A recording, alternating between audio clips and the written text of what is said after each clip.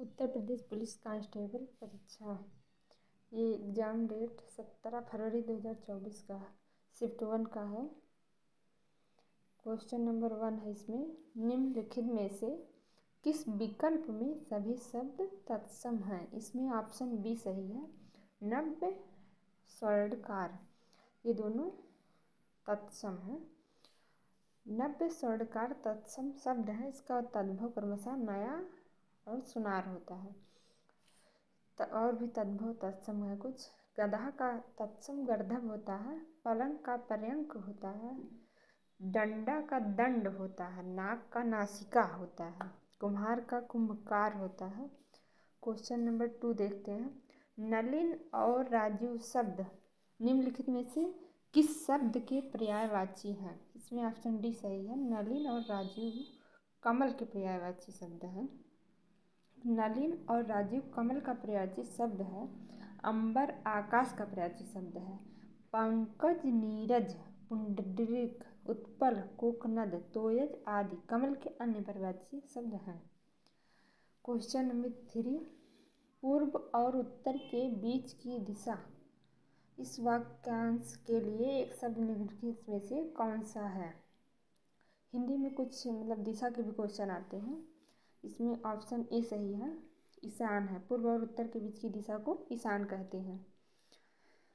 पश्चिम और उत्तर के बीच की दिशा को वायव्य कहते हैं। पश्चिम और दक्षिण बीच के बीच की दिशा को नैऋत्य कहते हैं। पूर्व और दक्षिण के बीच की दिशा को आग्नेय कहते हैं। क्वेश्चन नंबर 4, किस विकल्प में शब्द श्रुति सम भिन्नार्थक का सही अर्थभेद है? इसमें ऑप्शन बी सही है। शशधर शशिधर चांद शिव। दिए गए विकल्पों में शशधर शशिधर चांद शिव श्रुति सम भिन्नार्थक का सही अर्थ है। क्वेश्चन नंबर 5, निम्नलिखित में से किस विकल्प में शुद्ध वाक्य है? कौन सा शुद्ध वाक्य है इसमें ये पूछ रहा है। तो पहला ऑप्शन ए है, वह ऑफिस में बैठा मेरी प्रतीक्षा कर रहा है। ऑप्शन बी में 10 बजने को 15 मिनट हैं। ऑप्शन सी, दीन दुर्बलों को प्यार करना मानवता है। ऑप्शन डी, लड़के अध्यापक को प्रश्न पूछते हैं। ये तो सब पूरा इसमें त्रुटि है, डी वाले में तो पूरा गलत है। और इसमें ऑप्शन सी सही है, दीन दुर्बलों को प्यार करना मानवता है। ये देखा, ऑप्शन सी सही है, दीन दुर्बलों को प्यार करना मानवता है। शुद्ध वाक्य है। विकल्पों में दिए गए वाक्यों के शुद्ध रूप इस प्रकार हैं। वह ऑफिस में बैठकर मेरी प्रतीक्षा कर रहा है। 10 बजने में 15 मिनट हैं। लड़के अध्यापक से प्रश्न पूछते हैं। निम्नलिखित में से पुल्लिंग शब्द का चयन कीजिए। इसमें ऑप्शन डी सही है, बिहार।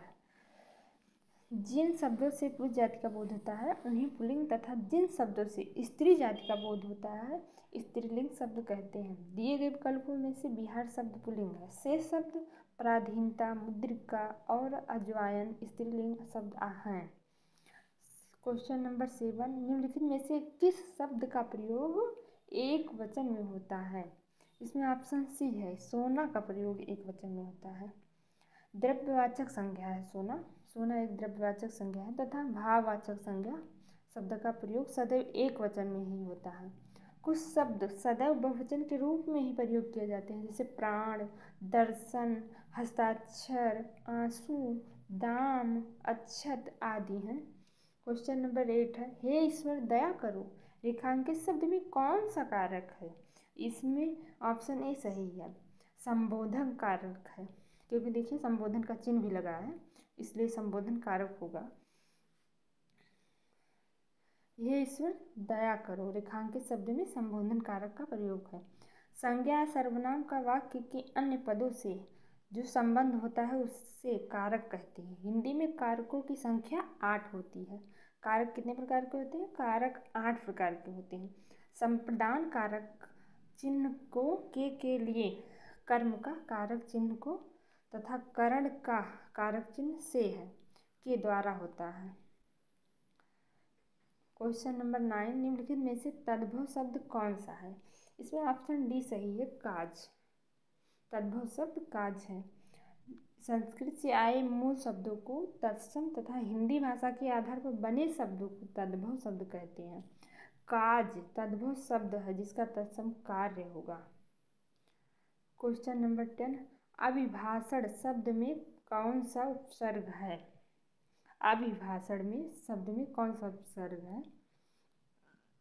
इसमें ऑप्शन बी सही है, अभी। अभिभाषण में शब्द में कौन सा उपसर्ग है? अभी।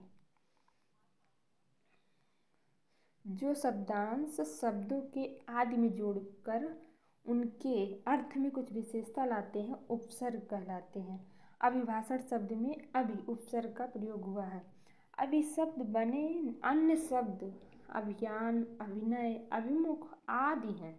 आ उपसर्ग से बने शब्द अछूता, अथाह एवं अटल आदि शब्द हैं।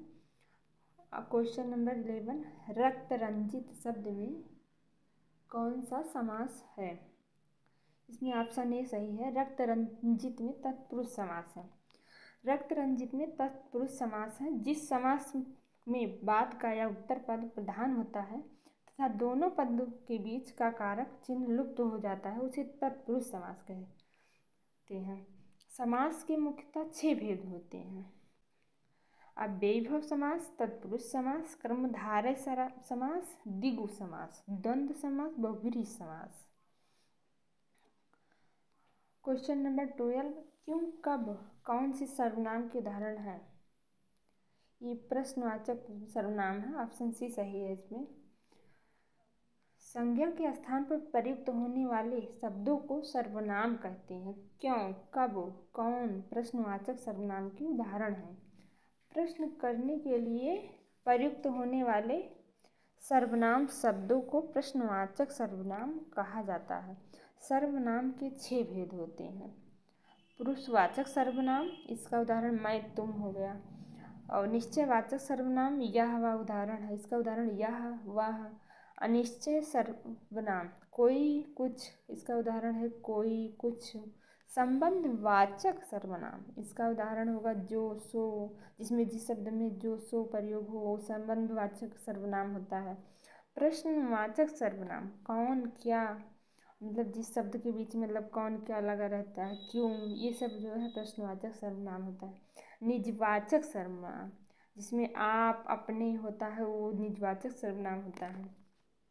क्वेश्चन नंबर 13, मदिरालय शब्द के संधि विच्छेद का चयन कीजिए।